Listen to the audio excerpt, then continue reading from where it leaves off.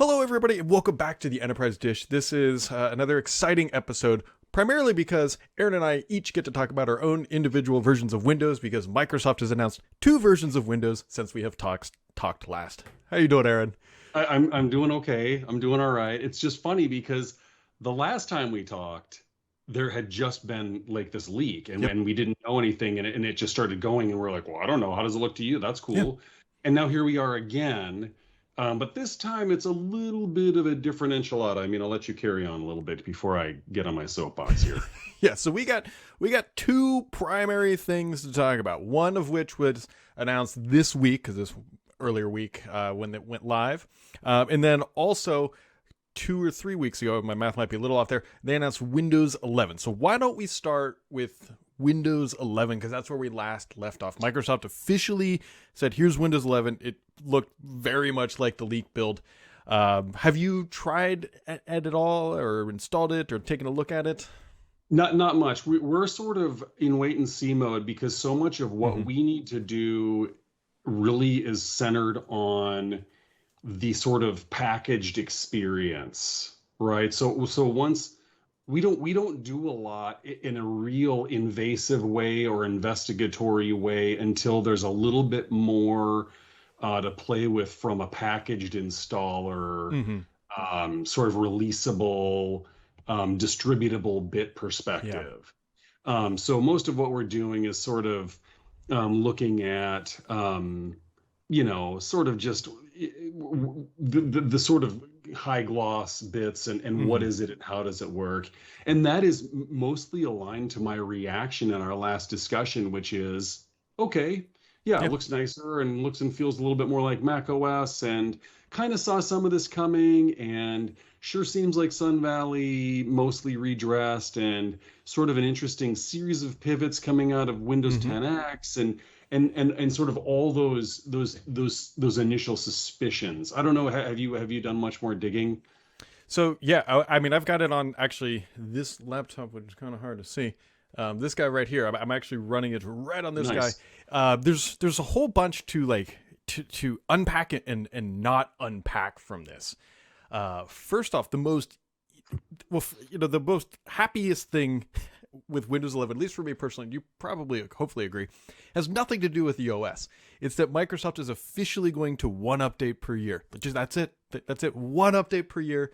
On the consumer side, we get 24 months of support. The enterprise channel gets 36 months. Like, that just untangles the web of what the heck is going on with Windows just in general.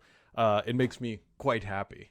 If they deliver on it, if Yes. they deliver on it, right? And so I feel like with all of the crazed security things going on, is it going to be monthlies being bigger? Mm-hmm. I mean, how are they going to kind of address this and keep pace with everything that's going on? And I suppose they, you know, monthly updates, they can wrap anything they want into that, right? and Yep. and just have the major kind of roll up big build kind of reinstall situation, which a lot of people were waiting for anyway in the enterprise, right? A Mm-hmm. lot of people were really slow rolling that anyway. So I think for a lot of people, especially our listeners, this might not be too earth shattering of a, sort of an announcement. It makes it so that well, from the Microsoft perspective, it probably makes it so that their cadence is more aligned to what customers are doing anyway. So what's the point of pushing so hard and making all this happen when customers are Mm-hmm. sort of slow rolling it anyway? And then a lot of customers, based on our experience, were sort of like, okay, can I just jump, to 2004? Do I, I mean, whatever the right numbers are, Yeah. or do I have to do these serially and so on and so forth, and then it becomes sort of this discussion with our support team of imaging strategy, and do I fully push down a new image and flatten and reload and do a kind of a user state migration. It kind of gets into some of this sort of question, and I think going to annual will not erase that. It will Yep. not undo that necessarily for IT. Is my response. I agree with you though, Brad, that it is fundamentally better. I Yeah. think it makes more sense. It's smarter. It's all good on that level. Yeah. The other and this is like in the weeds kind of, I don't want to call it nerdy stuff, but I mean, that's what my spouse would probably call it. So one of the really interesting things about Windows 11 that we've seen, now granted, we only have 2 builds. We had the first release, then they released a subsequent update, is it looks like Microsoft has fully decoupled the shell of the OS from the underlying bits. And the reason why I say that is the 2 builds that have come out have both been numbered 22,000, and they haven't changed, but very clearly with the second release, which came down the pipeline as a cumulative update, added new UI components. So early kind of indication here is that, hey, we actually believe that Windows 11, the base of it it's already done, like it's already signed off, and that they can just now update the visual components. We don't know to what extent yet, just through these cumulative updates, which is not something we've seen previously. Previously, you had to reinstall everything. So interesting. It's been a while since I've dug into sort of Windows architecture and had any access to the people, and I know you know some of these people as well, kind of architect level, principal engineer, distinguished engineer types who make some of these decisions. And I know this has been some of the thinking for a long time, is that increased modularity, increased decoupling of kind of core OS from presentation layer, if you will.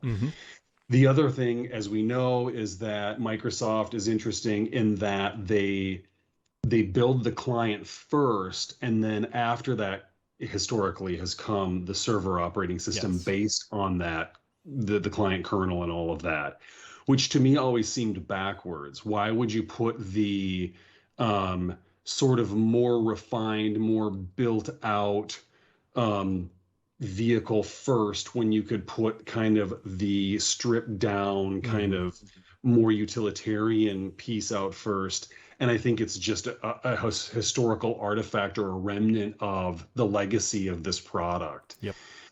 So it's that, which is sort of neither here nor there, but it maybe protracted the time that it took to realize this new architecture. And maybe, I mean, this is me thinking kind of out loud here for a second, this is sort of where they were going with 10X, and this was the carryover or the holdover, or this may have been sort of what was building and burgeoning in the background for some time leading up to, this big release now. It's sort of puzzling, but I think it means good things. Ultimately, this architectural approach, I think, is going to benefit everyone. I think it does mean that these annual updates will be, potentially more reliable. Yeah. We could see more features faster, which would be kind of cool. They can take it farther. So anyway, yeah. Yeah, it's we don't know the full hopeful positive ramifications of this decoupling, and because Microsoft hasn't really communicated all that well yet about their actual intentions, we're just kind of reading like, this is what we've seen in 2 builds. Who knows? The next build could change all that, but we're not. I would be quite surprised if things get completely intertwined again. So we're just kind of sitting here twiddling our thumbs waiting for Microsoft to communicate on that one. I agree. I don't think we're going to see a big reversal at this point. Pretty much for sure not. Right. I mean, that would be monumental, crazed, human years of work, plural, like these mega teams of devs, kind of resetting. So I agree on that. This is probably the way forward, and it has all kinds of implications for the work that we now have to go and do, which, is multifaceted and is a lot of hours and will be, our coming year and probably 15 months or more is going to be revolving around this change and this evolution. Gotcha. Which ultimately I think is good. It's good for the enterprise, especially if this architecture plays out the way that we think of it. It's going to mean more features faster, and it's going to mean, cleaner updates and possibility of better security architecture, all these things that everybody needs badly. That's going to be good news for IT. The one big question I have that Microsoft has not answered yet, and I know the usage of this SKU is pretty small, but it's an important one. Windows 10 has long-term servicing channel, which is you kind of install it, and I keep asking Microsoft, like, is this coming to Windows 11? What's the arrangement? Is it going to be like, hey, if you need that type of feature, continue to run Windows 10 LTSC and don't talk about like Microsoft won't tell us if this SKU is officially coming. So that is one of the major outstanding questions, at least still to this day. That is a great, great question. For a couple of reasons and on a couple of levels.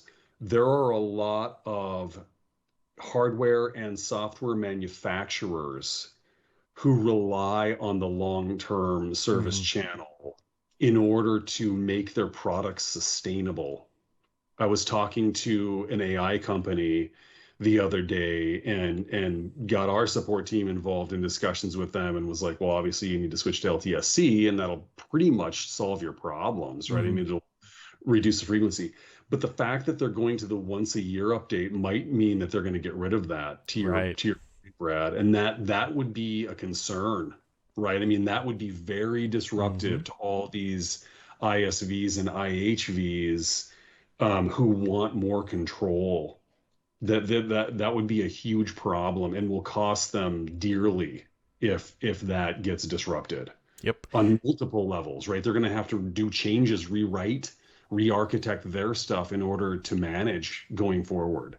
So I don't know. That's one to keep an eye on for sure. It's one of those outlying things that if you don't use it, like, you don't care about it. But to your point, the people that care about LTSC, they care about it. And so my gut just says they're going to tell you to stay on Windows 10 while they maybe, I don't like to say the word figure it out with Windows 11 because it's something Microsoft could do any time of the week. But here we are. So if I were to, if this whole notion of do you want to bet on it? If I were a betting man, I would bet that it reappears, that it continues to exist. I like your optimism.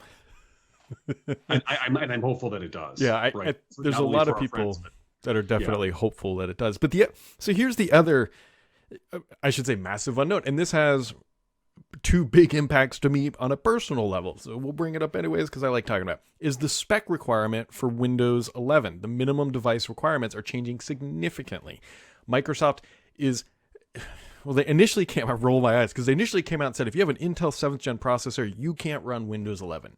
And then people like myself pointed out and says, hey, you're still selling the Surface Studio 2, which has a 7th gen processor, which you want $3,500 for, and you're telling me it doesn't run 11.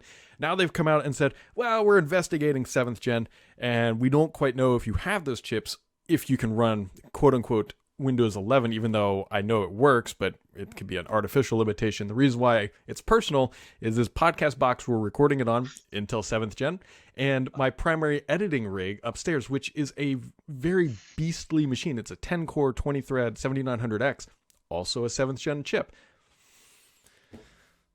OEMs love new operating systems, they do. Brad. They love it. They love it for this reason exactly right here, that these new requirements mean people have to buy hardware. Yep. And so, this is where Microsoft and the big three and all the second tiers and everybody in between are on the same page.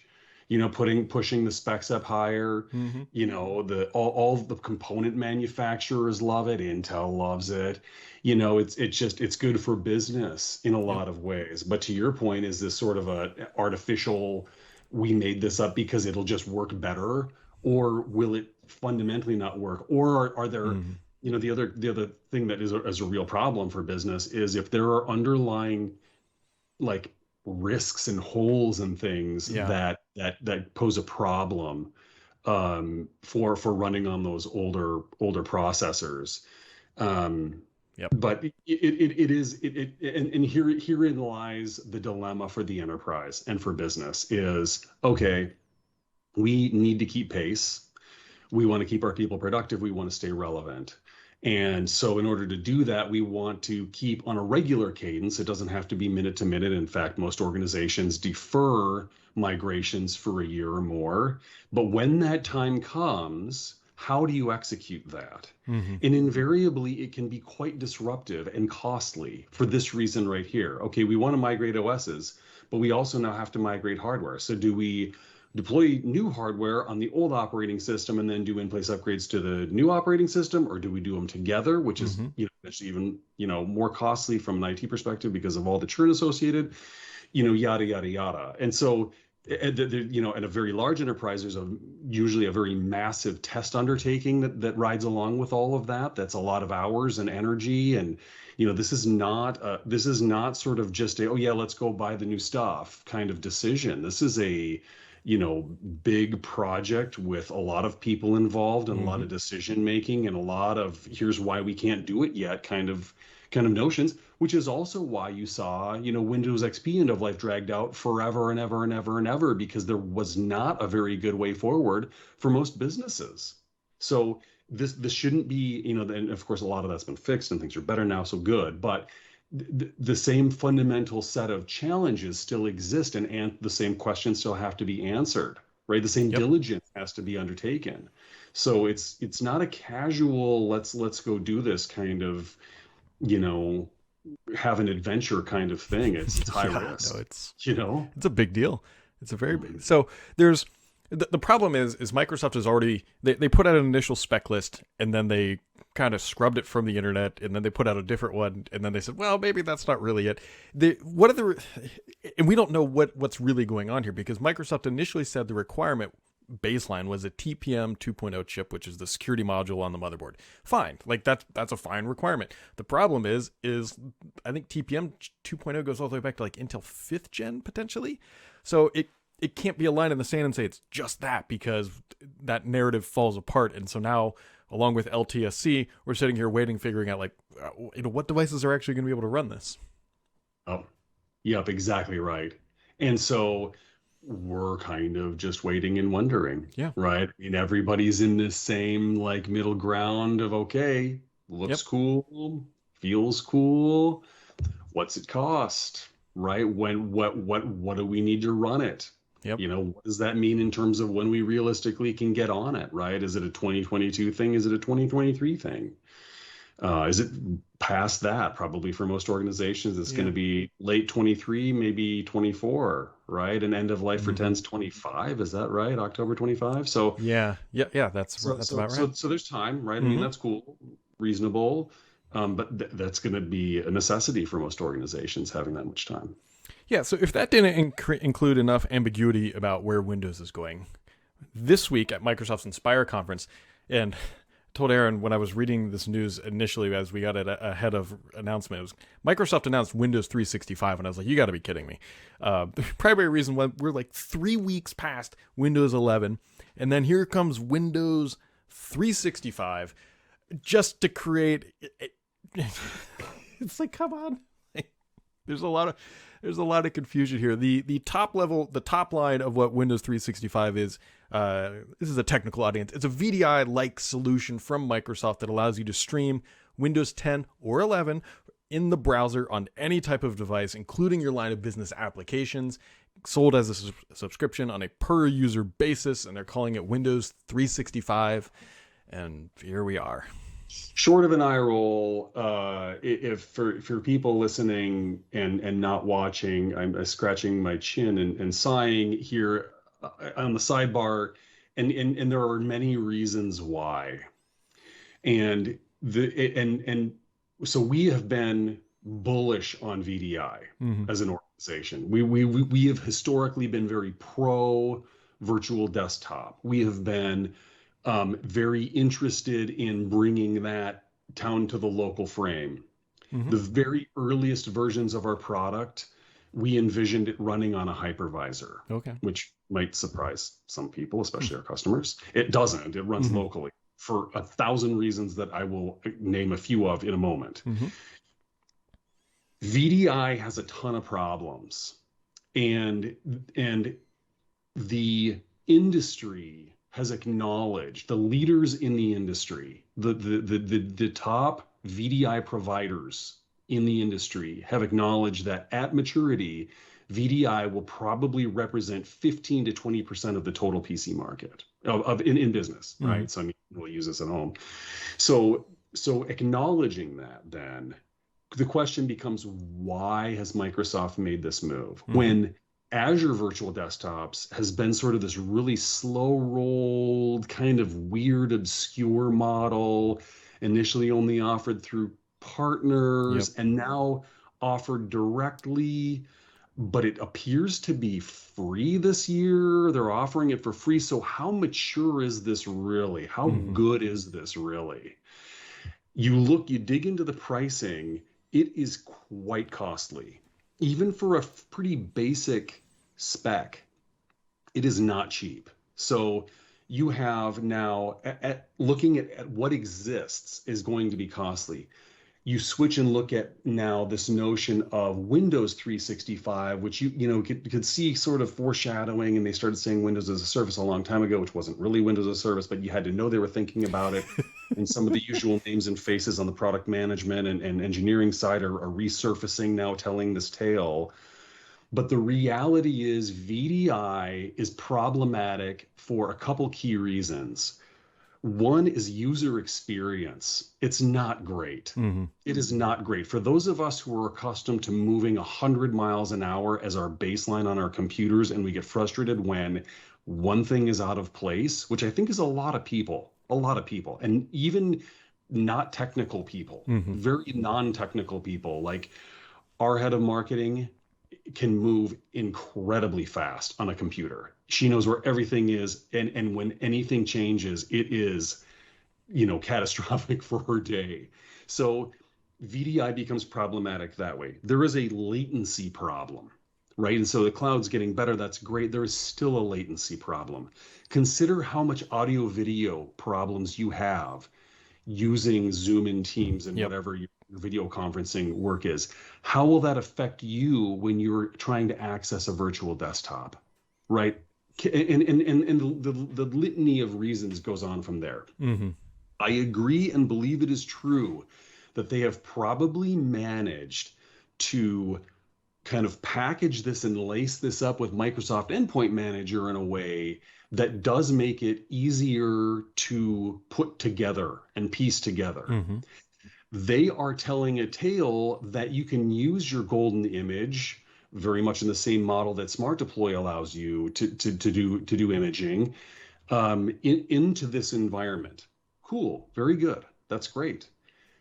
Once you image a device, even if you migrate settings and your data, it is not 100% like your fully robust configured everything's where I left it computing environment. So, how does this really play out? Now, all of that said, there are a number of scenarios where this is going to be helpful or even a necessity, right? Financial services, Hmm. um, other high security, high sensitivity environments. Great, this is a godsend. Um, I think this is partly to do battle with workspaces, Amazon workspaces. I think this is Oh. partly an answer to a variety of these other services that seem to be doing pretty well. And why doesn't Microsoft have an answer for that? Well, they have an answer for that now. Hmm. The question is it worth $300 a month per user? Right, or something like that. It's high. It's really Wow. expensive. It's workspaces is like $30 on the low end. It doesn't get you much, Hmm. right? And so that's the other thing. If you want performance, if you want native performance, native like performance, you're gonna pay through the nose. You're gonna pay like crazy. So anyway, maybe I read it wrong, but it sure looked like it was about $30,000 a month for 100, environments Wow. on Azure, the Azure Virtual Desktop. Hmm. And that's part of the reason why I think they're giving it away for free, that they know that that's not competitive. Yeah. But that's just what Azure costs. The cloud isn't cheap. No, it's It's not. not, It's not. right? So everyone needs to abandon this idea that you go to the cloud for value. You go to the cloud for elasticity. You go Yep. to the cloud so you can turn it off. You don't go to the cloud necessarily to save money. Right. So this is great. The narrative is good. I think it will appeal to a lot of people. I think it will be successful. I think they will get that. They will come up to that kind of floor that the industry is saying exists.